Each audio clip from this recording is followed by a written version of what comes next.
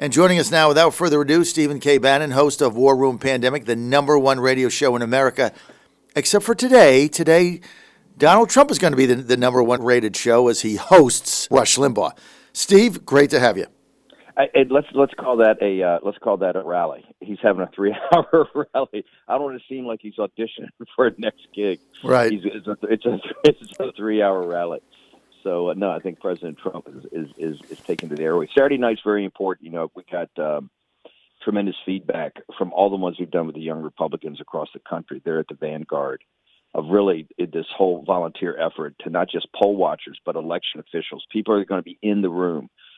If everybody does their job according to plan right now, President Trump will have a massive lead late in the evening on the 3rd of November, and that bold red predicate has to be held.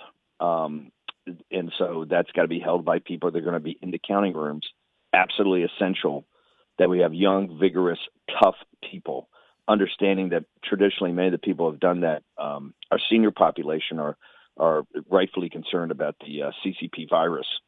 So we need young people because this is going to be a knife fight in each one of these rooms to appropriately certify and make sure that the ballots that came in are, if it's certified and certifiable, it absolutely should count, and that's a vote.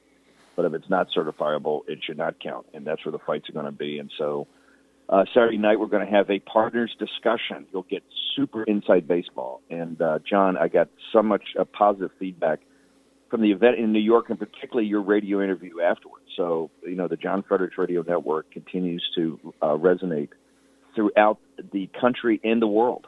And it's, one of the things you understand that we have a massive Chinese audience because the show is broadcast both live and later, subtitled in Mandarin, but also broadcast live in Mandarin now.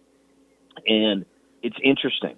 As tough and as gnarly as our democracy is, we're actually teaching a working lesson for people that don't have freedom, like the Chinese. Right. About Reagan's, when I first heard Reagan's statement that freedom is only one generation away from losing, you kind of dismissed it at the time because back in the 70s and 80s, obviously it didn't look like anything like that could happen. But you see that our entire republic is on the line here on November 3rd, and it's all, it's no longer a theoretical debate. It's not a philosophical debate. There's no commercial or 30-second spot that's going to change this. This is all about mobilization. This is all about ground game. This is all about the nitty-gritty of just physically getting people out to exercise their right to vote.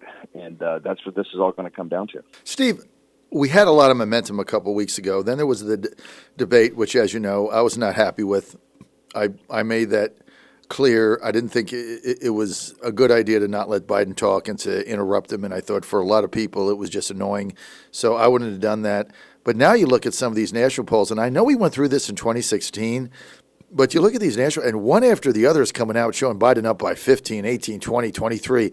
I mean, these are absurd numbers. What is the deal with this? Well, look, it's about momentum, and I think the president's got a very compelling case.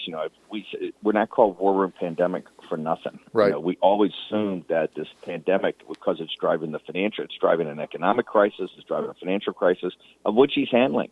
We had Betsy McCoy on, who was former, I think, lieutenant governor of New York, right, a fire breather, New York Post columnist.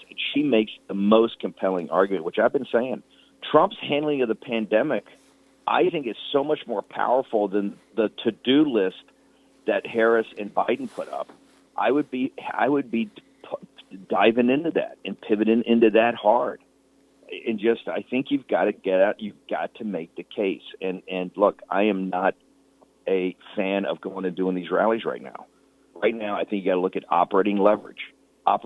You've got amazing people that can go out there. You've got Laura Trump. You've got Donald Trump Jr., Kimberly Guilfoyle, Corey Lewandowski, Rudy Giuliani. You've got 10 to 15 great surrogates. You. Trump. We could spread the country, the battleground states, with key people doing mini rallies, and then beam the president in for 10 minutes, 15 minutes of heartbreaking, and each one have a news item. So you force the mainstream media to cover you. All they're going to be covering in a rally is they're going to be covering how many people don't have masks on, how many people are sick, and it's just so much time to fly down, to get there, to have. And I don't want people waiting 5 hours. The Trump people are fabulous. The Trump base is great, but to take all the time, you know what I want them doing? I want Knocking them on doors. Knocking on doors. Yeah, I want them that's knocking bingo. on doors. I Knocking do on not doors. want them sitting there hearing the shtick. I love the shtick. I could go to rallies every day, but that's not where we are. So I need those people knocking on doors, or the ones that can knock on doors, working phone banks. We're now into grinded out time, and I think that there's some disconnect with, particularly, I would be taking down, and I've said this, I would take down what we did in 16, take down the spots.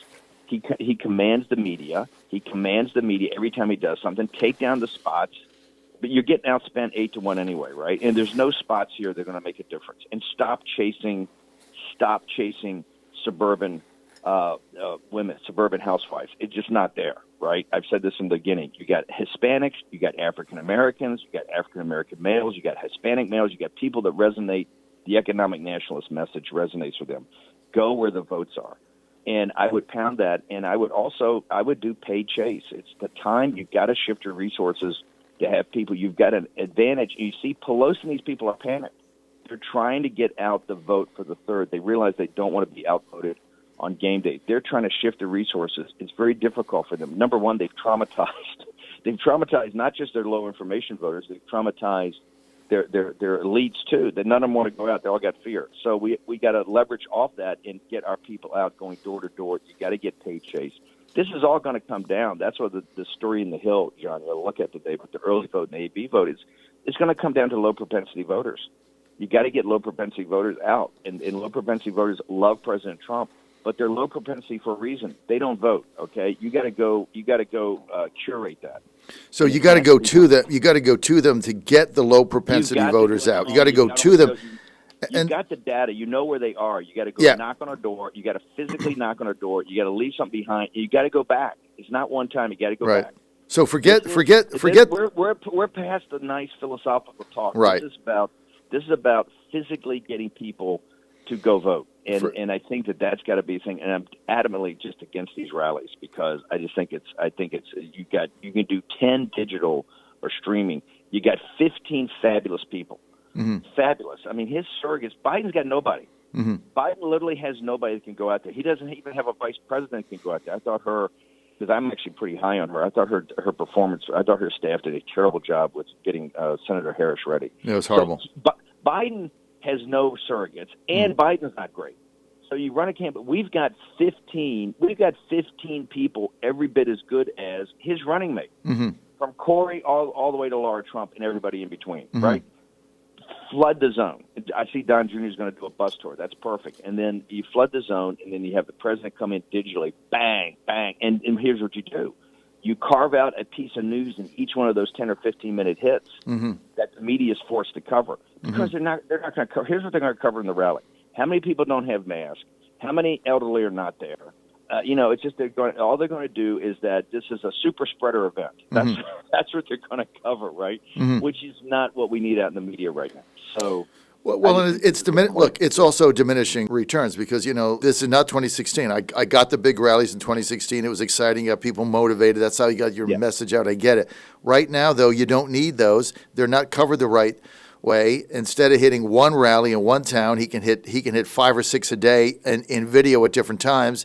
You've got the surrogate army to do that. 10 a day. You can do 10 a day. You can do 2 o'clock, 3 o'clock, 4. You can do one an hour. 10 a day every day from now until election. I'm serious. 10 a day. No, I agree with you. We were doing 7.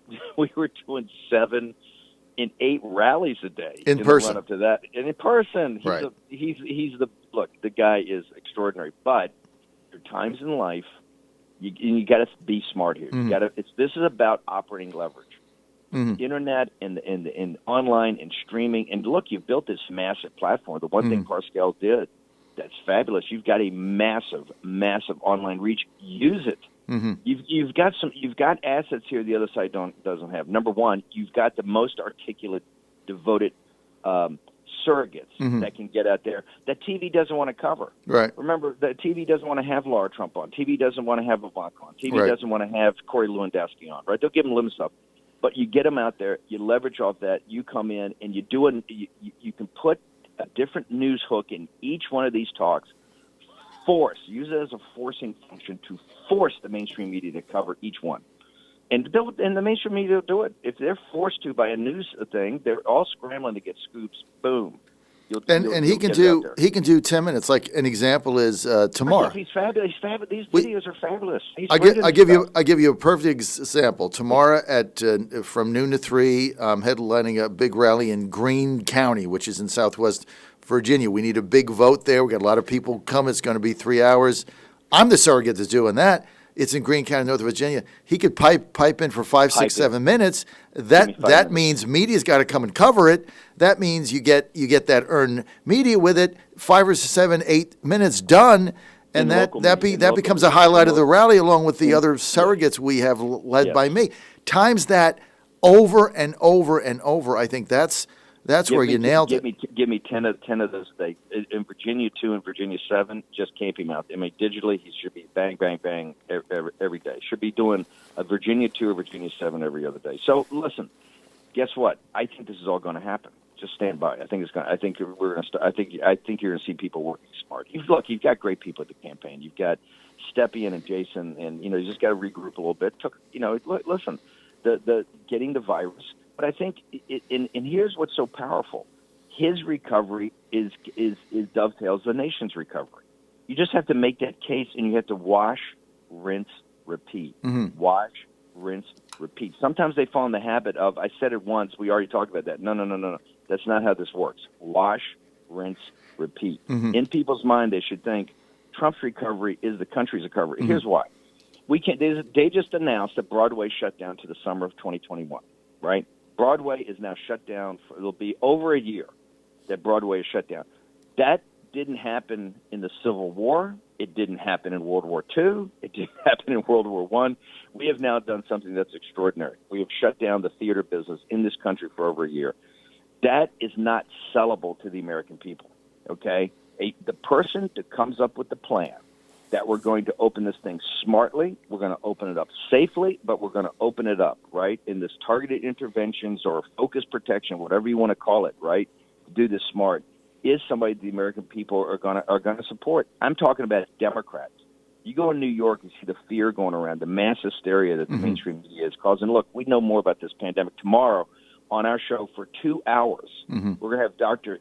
Li Ming Yan and Dr. Yan. We're walking through all of it. We're starting with the facts she knows from what happened in China during the process, during the time that this thing started. Right. She's going to walk through. She's a fact witness. She's going to walk through that, number one. Number two, she's going to take her report that proves categorically it did not come from a fresh market. It didn't come from nature, right? That's her first report that was so controversial. She was on Tucker about a month ago. Then we're going to go into her new report, which is they've got a biological weapons program, and this is a biological weapon. The United States better get engaged in that. 2 hours, definitive, right?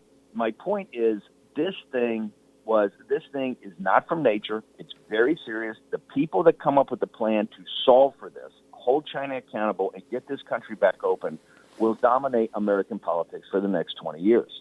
It's very simple, right? And that's what the focus should be. Trump's track record, Betsy McCoy laid out, I think, the best argument for Trump of everything from therapeutics to vaccines to ventilators to, getting the nation, things that were done quickly, sometimes against the advice of, the administrative state that turned out that he was correct and they were wrong. And he's got to make that case, and he should be doing it 10 to 20 times a day digitally and not getting on a plane and going down. I just totally disagree with that. Well, it's just, you're right. I mean, we know what we have to go after. That's the low propensity voters. We also know that this election now, the last 25 days, is about mobilization, not persuasion. I've been challenging my audience for 10 days. Name me anybody in your sphere of influence that's undecided. No one has called. They can't.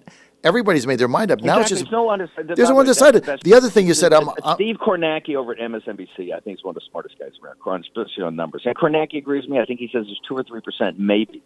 It's not. There's no undecided. It's like 1%. It's just 1%. It's a matter of are you going to vote or not? I'm for Trump. Are you going to vote or not? That's really what the issue is, and this is why I also think you nailed it.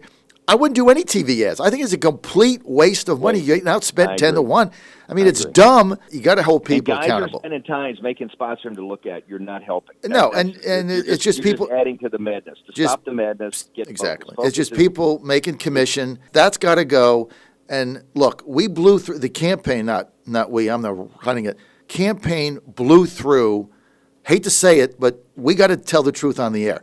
They blew through $250 million of the $1.2 billion they raised. They blew through $250 million chasing suburban women that they can't get. Bad strategy, wasted money, but that's gone now. That's in the rearview mirror.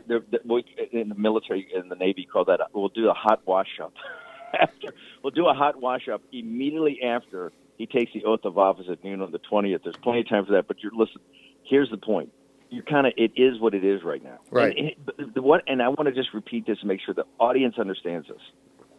Trump's handling of the pandemic, I think, is not just subtle. I think it is what he's accomplished, what the trend lines are, where we're going, versus the Democrats have had a number of occasions with national audiences to lay out their case. Number one, on Joe Biden's acceptance speech on that night, when he referred back to this was in August, he referred back to his March 26 plan.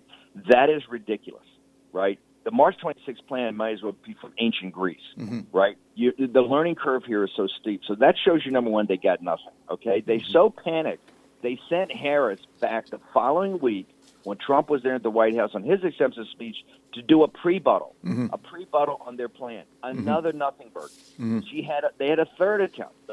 Well, they had one on with Biden, the fourth attempt on the thing, and Chris Wallace had to save him by going, "Hey, I asked you a question about masks," because he was wandering off. He's wandering away after 4 sentences when Jill's not there, right? That to show him a flashcard. He's wandering off the stage, right? So the fifth time was Kamala Harris. She had a perfect example. That's like it's like some kind of weird to-do list. Okay, they don't have a plan with that can be executed on today to get the country open in a safe, smart, sophisticated way. Donald Trump is showing you that, and he's got 5 verticals he's worked on. Sell the verticals, right? You can't wish away that the thing came back to the pandemic. That's why I said it would. That's why we started worrying pandemic. It was always going to be about the pandemic. You know why? The pandemic turns out to be a world historical event, okay? Focus on your strengths. Your strength here is actually the pandemic. Sell your strength, and sell it 10 times a day digitally with a news hook in it every day. Force the mainstream media to cover it.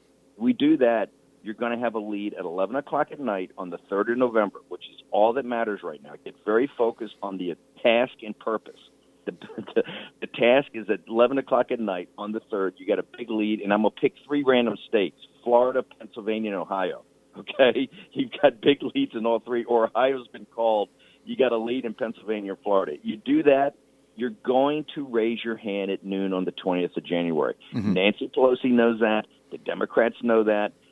Eric Holder knows that. All this legal warfare they're going through, all the Antifa stuff, their street muscle, all them, Zuckerberg saying we have election month. MSNBC's got a thing up there saying it's election season. Have you seen this new ad they got on MSNBC? Yeah, election season. It went from election day to week to month to season. You have to play that ad. We're going to play in a war and pandemic today. That's a tell, ladies and gentlemen. They got to they got election season now. Election night's a dangerous concept. You know why? The deplorables speak. The deplorables roar with one united voice on election day. Okay? They need election season because they got to keep counting. They got to find these votes weeks afterwards, right, in order to steal an election. Now, here's the point. You got if at 11 o'clock at night you're not leading, you got a problem. And so the task at hand is to do that. How do we do that? We got, 20-some days? I do 10 a day. That's 250. Give me 250 of Donald Trump right now. I'll get you a lead at 11 o'clock at night on the 3rd. If that's the objective, boom, you can do that. Well, we got to flood the zone. Action, that's it. action, focus. So stop the happy talk. Stop making people feel better. It's not a time to feel better. Not here to pat you on the head. We're here to win. Okay? You want to win, this is what you got to do. You want to feel better for a day or two? Go do that. Right? You're going to feel better, but it's not going to last. The only way to feel better is to have a lead at 11 o'clock at night. When you walk in the Oval Office, tweet out, I think I'm leading. Next, can we get on with the transition? Because I'm transitioning to my second administration, my second term, and let them all melt down. Let Nancy Pelosi start talking about the 25th Amendment, right? Let them start talking about. What is she doing with that today? What is she doing? She was on TV yesterday. It's very simple. She's motivating her base. It's called low propensity voters. She's motivating the base out there. They're going to say, hey, this guy's crazy, and if you haven't voted him out, we can't do the 25th Amendment. That's where you get to the polls. This is a marketing hook. Look, the Democrats are very smart and they're very cunning. We have the good news is the reality is we have a worthy opponent. Okay, these are not dumb people. They're smart people, and they have lots of money and lots of resources. And they're very cunning, and they don't play by the Marquis of Queensberry's rules. Mm-hmm. Okay, she's bringing out everything right now because she's a little nervous. She's nervous. They're not buying these polls. They're looking at Trump still up 20 points on game day voting. Right, that's all they care about. Yeah, they know they're nonsense. They can't have the big red. They can't have Trump in the Oval Office at 11 o'clock on the 3rd saying, "Hey, I'm up big in Florida. I'm up big in Pennsylvania. I just won Ohio. Well, show me what you've got." Right. Okay. Right. Show me what you got, Nancy. 25th Amendment. That. Okay. Flood the zone. Big lead on game day. I'll tell you something else, Steve. I'm going to predict. Here's the thing. It's your audience. Your audience is the key here. It's everything now is get out the vote. Then you get the poll watchers. But look, poll watchers is one thing.